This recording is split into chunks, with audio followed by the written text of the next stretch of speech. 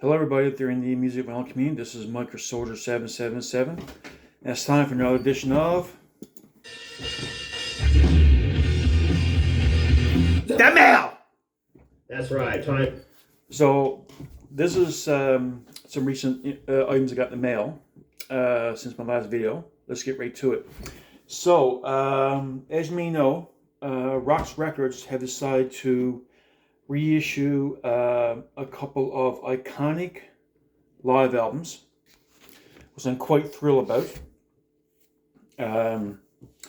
And I have about between, I say 15 to 20 or maybe 12 to 20 live albums in my collection. And these will rank in my top 10, maybe around 4, 5, and 6 of my all-time favorite live albums. So here we have Bloodgood, Alive in America. And of course, Bloodgood was on the heels of their, after releasing 4 albums, the last of which was Out of Darkness.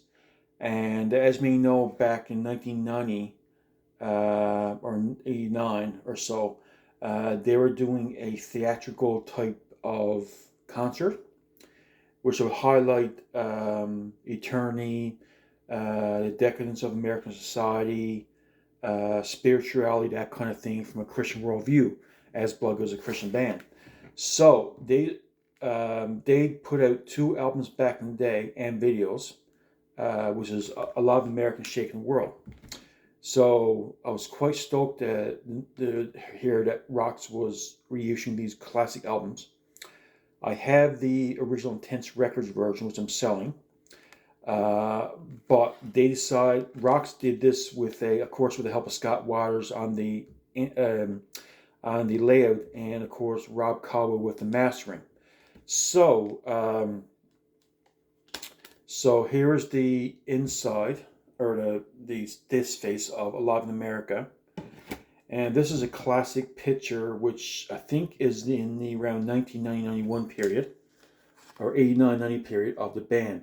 It's hard to believe that Kevin Whistler, was this guy here, and Michael Bloodgood is no longer with us. It's hard to believe, like it's, I was thinking about that when I saw this picture, that they're no longer with us. But anyway, they're in a better place. That's the main thing. So we have Alive in America with the gold border, and here's the original cover, and it kind of got the nice American flag, some information inside, lyrics, which I think the original one never had lyrics, just more or less advertisements and credits. So this got all lyrics, which I think is kind of cool. There you have it. So it's kind of cool. So it's got like all lyrics but one picture of Les Carlson with the flag. All the rest of the lyrics. There you have it. And so here we have Shaking the World. It sort of has a similar, with Michael Bloodgood on the bass guitar. Here you have it. And sort of got the similar, actually the back is different, isn't it? Yeah, so got Les Carlson with the flag on the back too. And here's show 2 of the bands there with Michael Bloodgood and Les Carlson there. Kind of cool. And also shows the, one second, put that other CD back. Oh, it's on gold disc, by the way. And so here's the back and the front and back. And here's the inside of the original artwork. There you have it. This is the front and the back. Got the same picture of the band inside of the other one. I guess we're set. I guess I go with the same picture, since these are the band members that played in that concert or during the time of Bloodgood. As I mentioned before, Kevin Whistler on drums, Michael Bloodgood on bass, Paul Jackson on guitars, and Les Carlson as lead vocals. And I think too, I got the video to this too as well.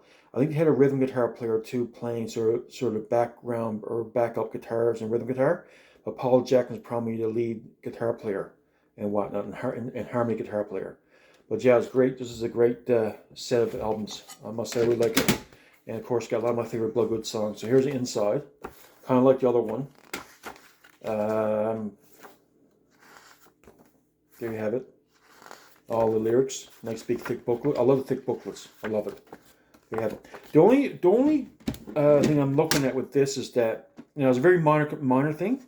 I kind of wish they would have more band pics, like live pics of the band, either during that concert or through the band's history, like a collage. But I'm not sure if for some reason maybe they're limited on what they can use. I don't know. Maybe Scott Waters can let me know. But it's only a minor thing. But like I said, I love how it's turned out. Now, I was speaking to Bill Baffert, who owns Rocks Records, as you may know, who put these out, and I got the last 2 stickers. So I was lucky enough to get the CDs that got the last 2 CDs that had the last stickers. So anything that was sold after when I bought don't have the stickers. So here we have and it's kind of got this nice looking glossy, shiny texture to it. So here is Live in America, which is kind of cool, with Les Carlson. And it's where we got Michael Bloodgood, Shaking the World cover. Really cool. Now, here's the thing I like to say. These CDs still seem expensive. I know they're $20 hovering around, American. And of course, shipping in Canada was around $10. So I paid like 50 US. Give or take 51. Now, so converted Canadian funds is around $33 a CD, which might seem expensive, but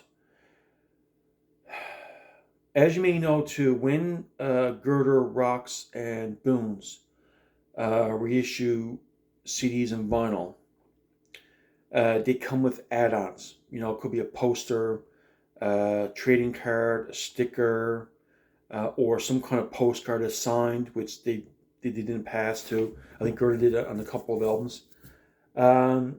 But what I've come to realize regarding these reissues is that anything that comes with it as add-ons has an expense.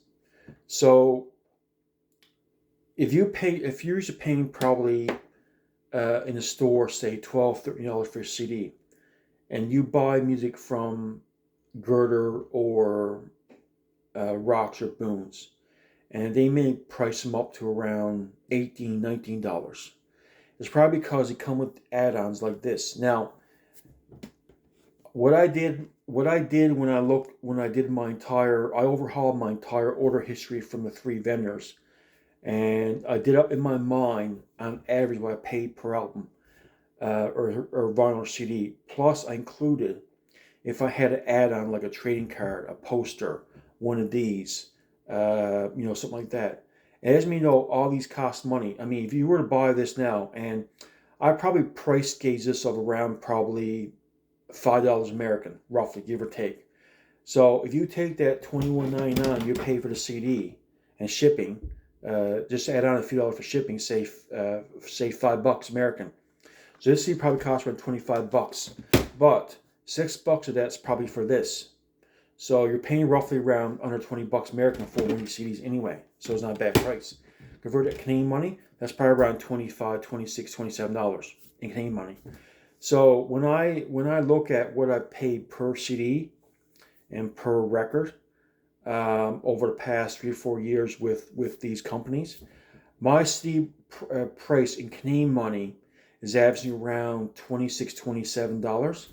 And a vinyl is averaging around between, say, 38 to the low 40s Canadian. In American money, that $26, 27 Canadian is around 21, 22 American, maybe around 20, 39 to 34 American. About the same price as their advertised price on their website, give or take. Maybe 36 to 42 American, or maybe 30, low 30s to low 30s to low 40s American, give or take, So because what I do, I separate the price of this from the actual cost of vinyl and the CD. I split them down. I see exactly what I'm paying for a thing, and like I said, producing these and the posters and the trading cards isn't cheap. I mean, I would probably value these around, say, $4, $5, $6 American. say $4 or $5 American. Same as trading cards. I'll probably post. I mean, you go to any store and buy a poster. You're paying anywhere from say eight to $10 for a poster. Go to Walmart or any of these hobby shops.